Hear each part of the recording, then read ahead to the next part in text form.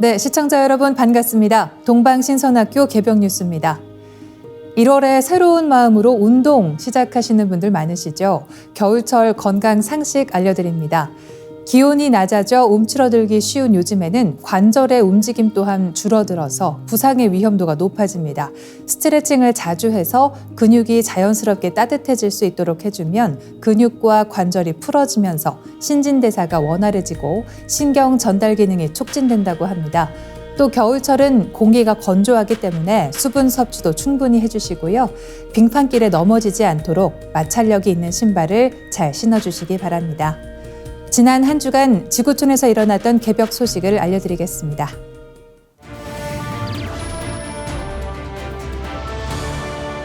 최근 CNN 보도에 따르면 과학자들은 지구가 대규모 화산 폭발로 인한 재앙적인 영향을 받을 가능성이 점점 커지고 있다고 경고했습니다.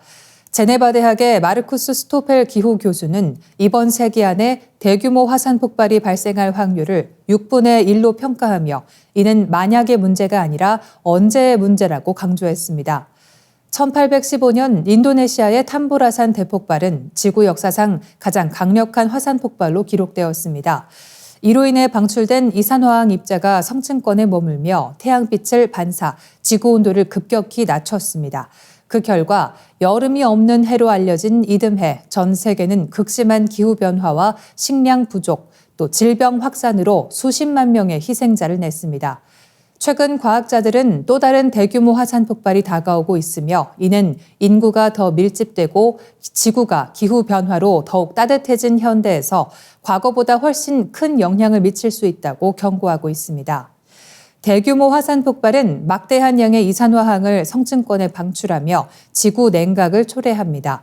이는 단기적으로 온도를 섭씨 1에서 1.5도까지 낮추지만 전 세계적인 식량 생산에 악영향을 미칠 수 있습니다.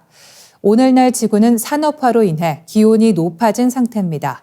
이러한 상황에서 대규모 화산 폭발이 일어날 경우 과거보다 더 심각한 기후 변화와 경제적 피해를 불러올 가능성이 큽니다. 뉴욕대 마이클 람피노 교수는 더 따뜻해진 세계는 화산 폭발의 냉각 효과를 더욱 증폭시킬 수 있다며 이로 인해 더욱 불안정한 기후 상황이 초래될 수 있음을 우려했습니다. 경제적 피해 또한 막대할 것으로 예측됩니다. 보험사 로이드의 분석에 따르면 탐보라 규모의 화산 폭발이 발생할 경우 첫 해에만 3조 6천억 달러 이상의 경제적 손실이 발생할 수 있습니다. 특히 곡창지대에서의 농작물 실패는 식량 안보 위기를 초래하고 국제적 긴장과 분쟁으로 이어질 가능성도 있습니다. 미국에서 조류 독감이 지속적으로 확산하며 대규모 동물 사망과 인간 감염 사례까지 보고되고 있어 우려가 커지고 있습니다. 12월 25일 CNN과 엑시오스 등의 보도에 따르면 워싱턴주에 위치한 동물보호소 야생고양이과 지시센터에서 대형 고양이과 동물 20마리가 조류 독감으로 인해 사망한 것으로 확인되었습니다. 센터 측에 따르면 이번에 피해를 입은 동물들은 살쾡이와 유사한 아프리카 서발, 붉은 스라소니, 쿠거, 캐나다 스라소니, 벵골 고양이 등 다양한 종에 이르렀으며 고양이과 동물의 대규모 감염 사례는 이번이 처음입니다. 센터는 12월 초 원인 불명의 질병으로 임시 휴장을 선언했으나 이후 조류 독감 감염이 확인되었고 한 달 내 대규모 사망이 발생했습니다. 조류 독감 바이러스는 주로 감염된 조류와의 접촉 또는 오염된 환경을 통해 전파되며 육식 포유류가 감염된 조류를 섭취할 경우에도 감염될 수 있습니다. 미국 내에서는 2022년부터 H5N1 바이러스가 점차 확산되며 인간 감염자 수가 60명을 넘어선 것으로 알려졌습니다. 특히 루이지애나에서 최근 중증 환자가 발생하며 바이러스의 대인 감염 가능성에 대한 우려가 높아지고 있습니다. 바이러스 전문가들은 조류 독감 바이러스가 돌연 변이를 통해 대인 전파가 가능해질 경우 막대한 고통과 치명적인 팬데믹으로 이어질 수 있다고 경고합니다. 지난 30년간 전 세계적으로 보고된 조류 독감 인간 감염 사례는 900여 건이며 이 중 절반이 사망했다는 통계가 이를 뒷받침합니다. 네덜란드 에라스미스 메디컬 센터의 마리온 코프만스 박사는 현재 우리는 고병원성 바이러스에 둘러싸여 있다며 팬데믹이 시작되어도 놀랍지 않을 것이라고 경고했습니다. 전문가들은 조류 독감 확산에 대비한 철저한 모니터링과 예방 대책이 필요하다고 강조합니다. 특히 감염 조기 발견과 대응체계 강화, 농장 노동자의 안전한 작업 환경 보장이 시급합니다. 또한 바이러스의 대인 전파 가능성을 염두에 둔 백신 개발과 전 세계적 협력이 필요하다는 목소리가 커지고 있습니다. CNN은 조류 독감이 인간과 동물 모두에게 미칠 영향을 과소평가해서는 안 된다며 지금이야말로 다가올 위기에 대비해야 할 때라고 지적했습니다. 과학자들이 세계 최초의 가상인간 세포 개발을 목표로 인공지능을 활용한 글로벌 협력 프로젝트에 착수했습니다. 12월 24일 스탠포드 대학교 제넨텍 그리고 첸 주커버그 이니셔티브 연구진은 인간 세포의 행동과 기능을 정밀하게 모방할 수 있는 신경망 모델 AI 가상세포 개발 계획을 발표했습니다. 연구진은 AI 기술의 발전과 방대한 생물학적 데이터를 통해 가상세포 개발이 가능해졌다고 평가하며 이를 위해 전 세계적인 협력이 필수적이라고 강조했습니다. 이번 프로젝트는 생물학 연구와 의학 발전에 획기적인 전환점을 마련할 것으로 기대되고 있습니다. AIVC는 기존의 한계를 뛰어넘어 세포의 기능과 행동을 정밀하게 시뮬레이션할 수 있도록 설계됩니다. 이를 통해 연구진은 세포가 건강을 유지하거나 질병으로 손상되는 과정을 보다 깊이 이해할 수 있게 되며 생체 실험 대비 신속하고 비용 효율적인 연구가 가능할 전망입니다. 이번 프로젝트는 암 연구와 약물 개발, 바이러스학, 그리고 개인 맞춤형 의학 등 다양한 분야에서 활용될 것으로 보입니다. 특히 환자의 디지털 트윈을 기반으로 맞춤형 치료법을 실험하는 등 의료 혁신을 이끌 잠재력이 크다고 연구진은 설명했습니다. 스탠포드 대학교의 에마 룬드버그 교수는 이 프로젝트를 생물학의 성배라고 표현하며 AI가 생명의 복잡한 비밀을 밝혀낼 중요한 도구가 될 것이라고 강조했습니다. 그는 이번 프로젝트가 인간 게놈 프로젝트와 유사한 대규모 협력이 필요하며 개발에는 10년 이상의 시간이 소요될 수 있다고 덧붙였습니다. AIVC 개발을 위해서는 방대한 데이터와 글로벌 협력이 필수적입니다. 연구진은 챗GPT 개발에 사용된 데이터보다 1000배 이상의 데이터가 필요하다고 밝히며 학계와 산업계, 비영리 단체 간 긴밀한 협력이 필요하다고 강조했습니다. 이 프로젝트가 성공하면 생물학과 의학 분야에서 새로운 시대를 여는 중요한 돌파구가 될 것으로 보입니다. 중국이 12월 29일 세계 최초로 전자기식 무인기 발사 장치를 탑재한 4만 톤급 상륙함 쓰촨함을 정식 출항시켰습니다. 이 상륙함은 27일 상하이 후둥 조선소에서 진수식을 마친 지 이틀 만에 출항했으며 076형 수륙 공격함으로 대만 상륙 작전 등 첨단 군사활동에 투입될 가능성이 높아 보입니다.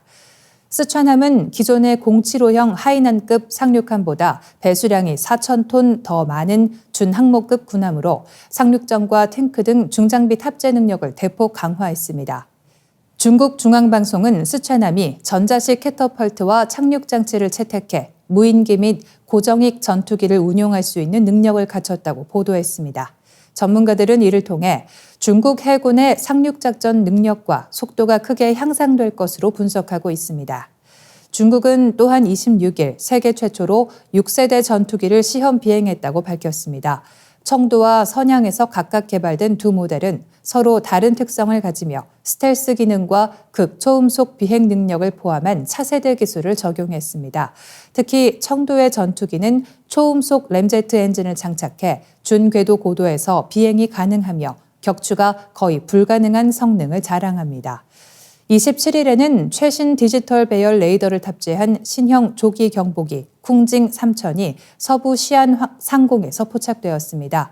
이 항공기는 중국의 전략 수송기 윈-20B 기반으로 제작되었으며 복잡한 표적 탐지 능력을 갖춘 것으로 알려졌습니다.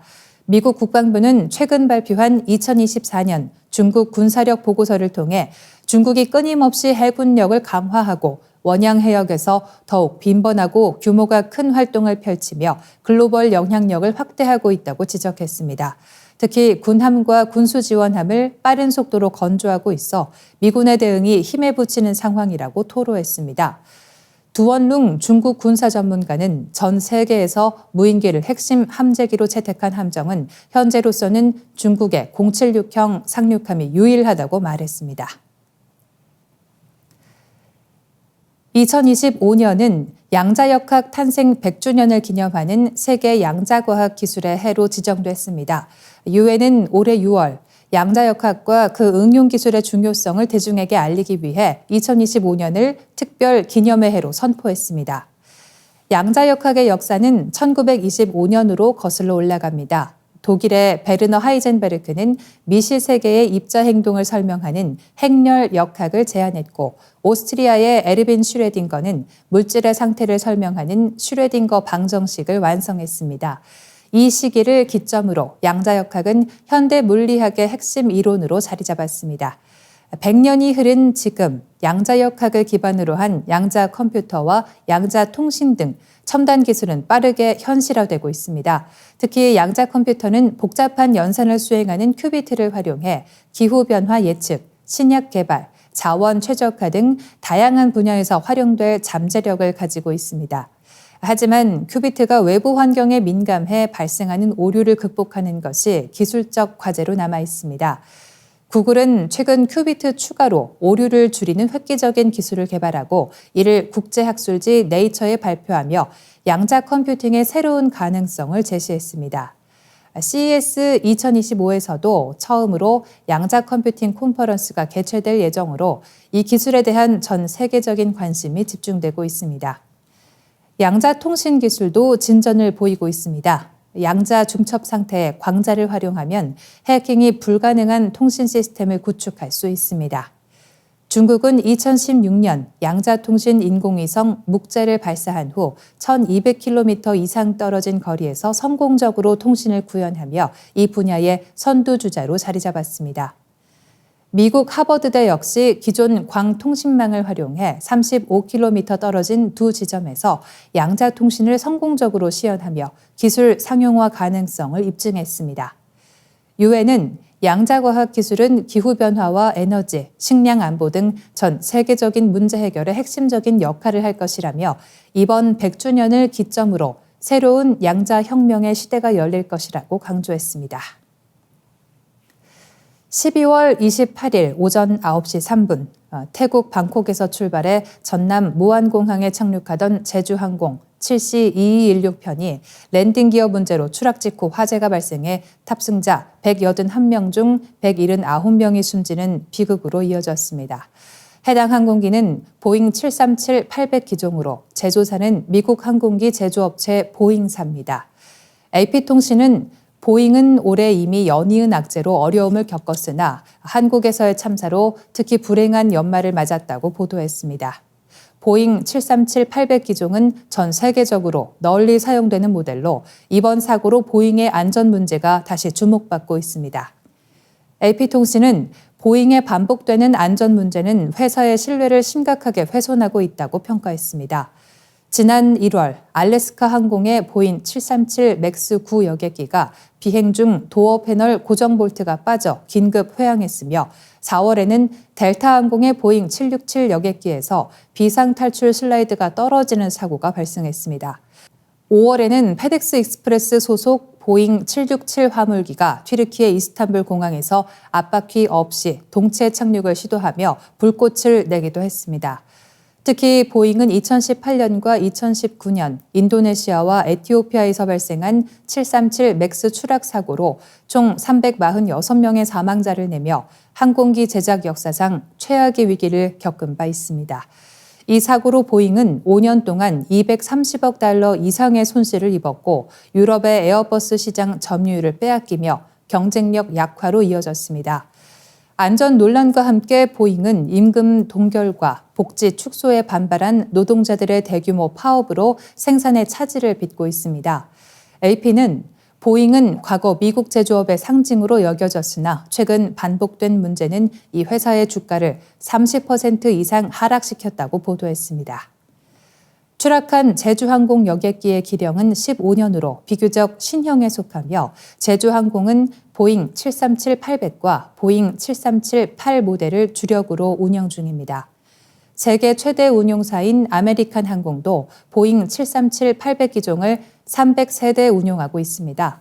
전문가들은 안전 문제의 근본적 해결 없이 보잉의 회복은 어려울 것이라고 경고하고 있습니다. 2024년 12월 29일 100살을 일기로 별세한 지미 카터 전 대통령은 흔히 퇴임 대통령의 롤모델로 평가받습니다.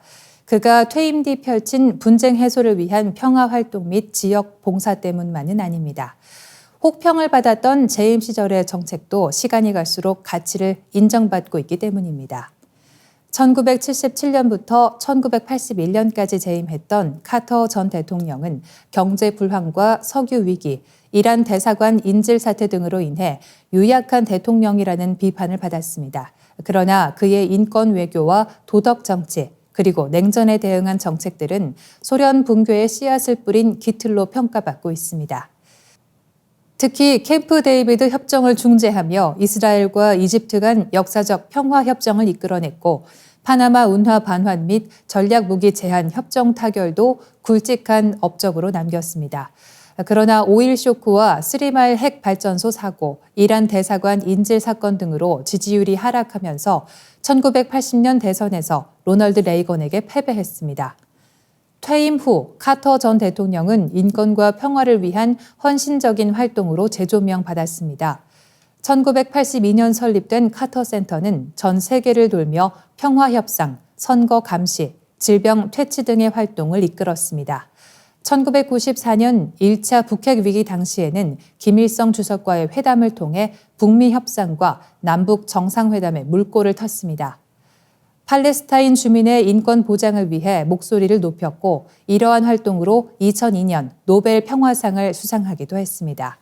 그는 노숙인과 무주택자를 위한 집짓기 봉사활동으로도 유명했으며 낙상으로 골절상을 입으면서도 봉사를 멈추지 않았습니다. 지미 카터 전 대통령의 삶은 인권과 평화 그리고 봉사의 정신으로 일관됐습니다. 그는 퇴임 후 활동을 통해 가장 성공적인 전직 대통령이라는 평가를 받았으며 그의 유산은 미국을 넘어 전 세계에 감동과 영감을 주고 있습니다. 2025년 1월 17일은 고베 대지진이 일어난 지 정확히 30년이 되는 날입니다. 일본 효교현 고베에서 발생한 한신 아와지 대지진으로 불리는 이 지진은 고베시 반경 100km 내에 피해가 집중되어 일명 고베 대지진으로 불리기도 했습니다. 1995년 1월 17일 오전에 발생한 규모 7.3의 강진은 6,400명 이상의 사망자를 내며 일본 현대사에서 가장 파괴적인 자연재해 중 하나로 기록되었습니다. 주택 피해는 약 64만 호가 파괴됐고 화재로 손실된 건물도 약 7,600호에 이르는 등 건축물 붕괴, 대규모 화재, 교통 인프라의 마비 등으로 일본 사회는 막대한 피해를 입었습니다. 고베 대지진은 재난 대비의 중요성을 일본 사회에 각인시킨 사건이었습니다. 이후 일본은 내진 설계 기준을 대폭 강화하고 지진 조기 경보 시스템과 방제 훈련을 통해 대응 역량을 끌어올렸습니다. 그러나 여전히 오래된 건축물과 지리적 특성으로 인해 거대 지진 발생 시 피해를 완전히 막기에는 한계가 있는 상황입니다. 전문가들은 여전히 일본이 거대 지진의 위협에서 자유롭지 못하며 특히 작년에 발표된 난카이 트로프 대지진 경고는 더 큰 규모의 지진이 발생할 가능성을 경고하고 있다고 밝혔습니다. 지난해 일본 정부와 지진학자들은 난카이 트로프에서 대규모 지진이 발생할 가능성이 크다는 경고를 발표했습니다. 난카이 트로프는 일본 태평양 연안을 따라 이어진 지진 활동이 활발한 지역으로 과거에도 여러 차례 대규모 지진을 발생시켰습니다. 특히 도카이, 난카이, 도난카이 지진이 연쇄적으로 발생할 가능성이 제기되며 이를 3중 대지진이라 부르며 주의가 요구되고 있습니다. 일본 기상청은 향후 30년 내에 난카이 트로프에서 규모 8, 9의 대지진이 발생할 가능성이 7, 80%에 달한다고 보고 있습니다. 이러한 지진이 발생할 경우 일본 태평양 연안 지역은 강진뿐만 아니라 대규모 해일, 즉 쓰나미의 피해를 입을 가능성이 큽니다. 일부 시뮬레이션에서는 이 지진으로 인한 사망자가 30만 명을 초과할 수 있으며 일본 경제에 막대한 타격이 예상된다고 경고하고 있습니다. 난카이 대지진이 발생할 경우 그 여파가 한국에 미칠 가능성도 무시할 수 없습니다. 한국의 남해안 지역에 큰 영향을 미칠 수 있는데요. 전문가들은 지진은 예고 없이 찾아오는 재난인 만큼 국민 개개인의 준비와 정부 차원의 체계적인 대비가 무엇보다 중요하다고 강조합니다. 한반도가 더 큰 재난에 대비할 수 있도록 우리 모두가 경각심을 가지고 대응 체계를 점검하고 철저히 준비해야 하겠습니다. 일본 기업의 30% 이상이 직원들이 70세까지 일할 수 있도록 제도를 마련한 것으로 조사됐습니다. 이는 정년 후 재고용뿐 아니라 정년 폐지와 같은 제도적 변화가 반영된 결과로 보입니다. 12월 22일 일본 후생노동성이 발표한 2024년 고령자 고용 상황에 따르면 70세까지 근무 가능한 기업 비율은 31.9%로 전년 대비 2.2%포인트 증가했습니다. 이번 조사는 2024년 6월 1일을 기준으로 종업원 수 21명 이상인 23만 7천여 개 기업을 대상으로 진행됐으며 이 중 약 7만 5,600개의 기업이 70세 이상 근무를 허용하고 있는 것으로 나타났습니다. 일본 정부는 2021년부터 근로자가 70세까지 일할 수 있도록 노력 의무를 기업에 부과하는 법안을 시행했습니다. 이번 조사에서 관련 비율이 처음으로 30%를 넘어선 것은 이 법안의 영향으로 분석됩니다. 조사에 따르면 많은 기업이 정년을 맞이한 사원을 계속 고용하는 계속 고용 제도를 채택하고 있는 것으로 나타났습니다. 정년제를 완전히 폐지하거나 정년을 70세로 연장한 기업도 적지 않았습니다. 대표적으로 도요타는 올해 8월부터 계속 고용을 통해 직원들이 70세까지 근무할 수 있도록 제도를 운영 중입니다. 기업 규모에 따라 고령자 고용 비율의 차이가 있는 점도 눈에 띕니다. 대기업의 경우 70세 이상 근무 가능 비율은 25.5%에 그쳤지만 중소기업은 32.4%로 상대적으로 높았습니다. 이는 중소기업이 신규 인력 채용이 어려운 상황에서 기술 전수를 목적으로 고령자 고용에 적극적인 이유로 분석됩니다. 일본은 급속한 인구 감소와 고령화로 인해 현재 65세로 설정된 고령자 기준을 70세로 상향 조정해야 한다는 의견이 확산하고 있습니다. 후생 노동성 관계자는 고령자 고용이 점진적으로 확대되고 있다며 노동력이 감소하는 상황에서 의욕 있는 고령자들이 계속해서 일할 수 있도록 제도를 지원하겠다고 밝혔습니다. 중국이 세계 최초로 군사용 5G 모바일 기지국을 개발하며 실전 배치를 앞두고 있습니다. 이 시스템은 반경 3km 내에서 최대 1만 대의 로봇을 동시에 연결하고 통제할 수 있는 능력을 갖춘 것으로 평가되고 있습니다.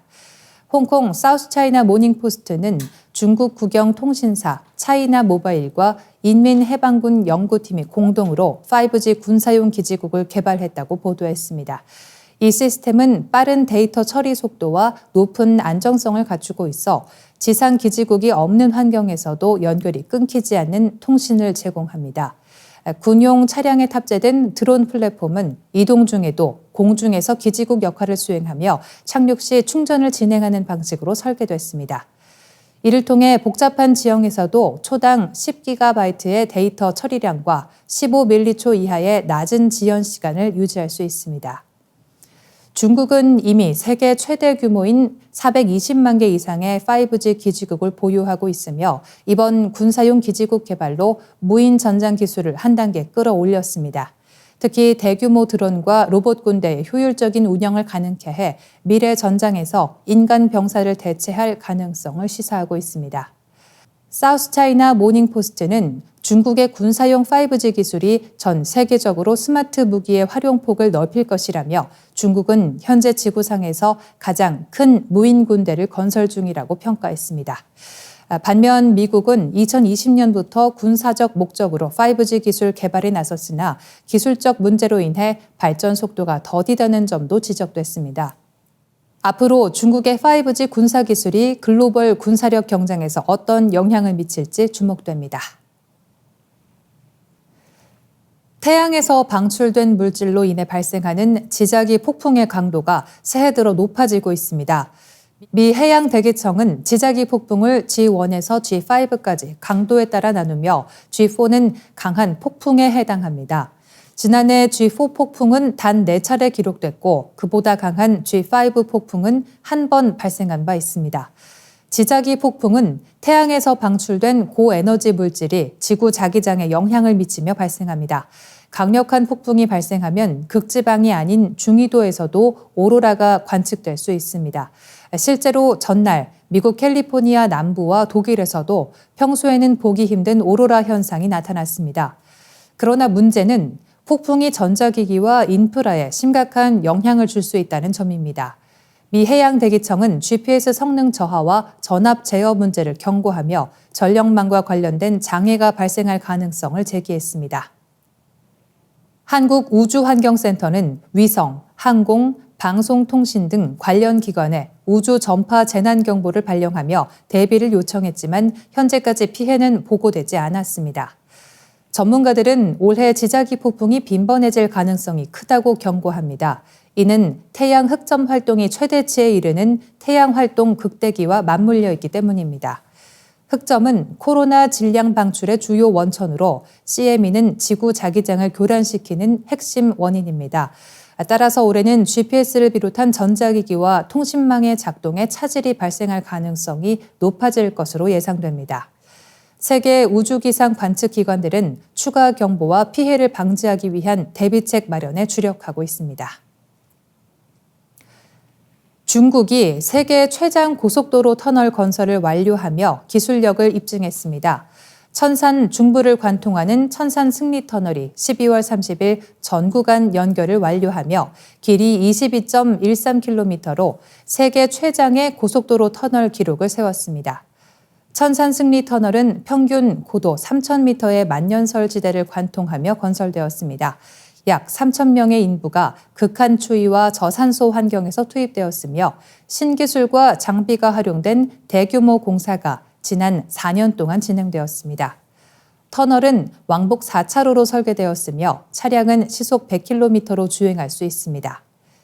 중국 교통운수부의 주롱펑 고속도로 담당자는 이번 프로젝트는 터널 기술과 장비에서 혁신적인 진전을 보여준 사례라며 세계에서 가장 긴 고속도로 터널로서 중요한 의미를 가진다고 평가했습니다. 천산 터널이 관통하는 천산 산맥은 과거 실크로드의 주요 길목으로 중국을 비롯해 우즈베키스탄과 카자흐스탄 등 여러 국가를 연결합니다. 터널이 포함된 신장 우웨이 고속도로가 개통되면 기존 3시간이 걸리던 구간이 단 20분으로 단축될 전망입니다. 이 터널은 실크로드 경제벨트의 핵심 지역 개발을 촉진하며 신장 지역의 남북 경제 발전과 교통 인프라 개선에도 중요한 역할을 할 것으로 보입니다. 우웨이 고속도로는 중국 국가 고속도로망의 주요 연결선으로 신장과 중국 전역을 아우르는 교통로에서 중요한 위치를 차지합니다.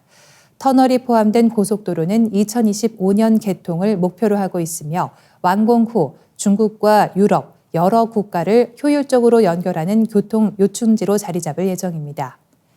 지난 10년간 중국은 신장 지역의 교통 네트워크 구축에 수천억 위안을 투자하며 동서를 잇고 남북을 연결하는 입체적인 교통 인프라를 구축해왔습니다. 이번 천산터널 완공은 이러한 노력의 상징적인 성과로 평가됩니다. 러시아가 우크라이나군이 점령한 쿠르스크 지역 탈환 작전에 북한군을 투입하고 있다는 분석이 제기되었습니다. 하지만 블라디미르 푸틴 러시아 대통령은 이에 대해 공식적으로 언급하지 않고 있습니다. 푸틴 대통령은 지난해 12월 19일 모스크바에서 열린 연례 기자회견 겸 국민과 대화 행사에서 4시간 30분 동안 대화를 이어갔지만 북한군에 대한 발언은 한 차례도 하지 않았습니다. 이날 행사는 러시아 국영방송과 소셜미디어로 생중계되었으며 약 250만 건의 질문이 접수되었습니다. 질문 대부분은 우크라이나 특별군사작전과 관련된 내용이었지만 북한군 참전에 대한 구체적인 질문은 다뤄지지 않았습니다. 푸틴 대통령은 행사에서 우크라이나가 장악 중인 쿠르스크 지역을 반드시 탈환하겠다고 언급했지만 북한군의 역할에 대한 구체적인 설명은 없었습니다. 대신 행사에서는 쿠르스크 전선에 참여한 태평양 함대 1호 해병여단 병사들이 보낸 깃발이 공개되었습니다. 이 깃발에는 우리가 있는 곳에 승리가 있다는 문구가 적혀 있었고 깃발을 든 병사 중 아시아계 외모의 병사가 포착되었습니다. 미국 싱크탱크 전쟁연구소는 푸틴 대통령의 침묵이 북한군 참전을 인정하기를 꺼려하는 태도를 반영한 것이라고 분석했습니다. ISW는 푸틴 대통령이 우크라이나군을 몰아내는데 북한군의 도움이 필요하다는 점을 인정하기 부끄러워하고 있다고 지적했습니다. 또한 러시아 군사 블로거들은 쿠르스크 플레오보 지역에서 북한군이 단독으로 지역을 점령했음에도 1호 해병여단이 이를 자신들의 공으로 돌리는 사례를 언급했습니다. 이는 러시아가 북한군의 기여를 숨기고 참전에 대한 증거를 지우려는 의도로 해석됩니다. 우크라이나와 서방 국가들은 북한군이 최전선에서 총알바지 역할을 하며 소모되고 있다는 평가를 내놨습니다. 또한 물자 부족과 보급 문제로 어려움을 겪고 있다는 징후도 포착되었습니다. 푸틴 대통령의 북한군 관련 언급 회피는 러시아와 북한 간의 관계가 강화되고 있음에도 국제적 시선을 의식한 결과일 가능성이 높다는 분석이 나옵니다. 우크라이나가 러시아산 가스를 유럽으로 공급하는 주요 통로를 차단하기로 결정하면서 러시아가 강하게 반발하고 있습니다. 마리아 자하로바 러시아 외무부 대변인은 성명을 통해 친환경적이고 경쟁력 있는 러시아산 에너지 공급 중단은 유럽 경제의 잠재력을 약화시키고 미국이 이익을 볼 것이라고 비판했습니다. 자하로바 대변인은 유럽 에너지 시장에서 미국산 에너지가 러시아산 에너지의 빈자리를 채울 것이라고 주장했습니다. 또한 2022년 노르스트림 가스관 파손 사건 이후 독일이 큰 피해를 본 것처럼 이번 조치로 유럽 전체가 손해를 볼 것이라고 말했습니다. 우크라이나와 러시아 국영 가스업체 가스프롬은 12월 31일부로 우렌고이, 포마리, 우즈고로드 가스관 사용 계약이 종료되었다고 발표했습니다. 이 가스관은 러시아 서부 우렌고이 가스전에서 우크라이나와 유럽 중서부를 연결하는 주요 가스 공급 경로로 1984년부터 가동되었습니다.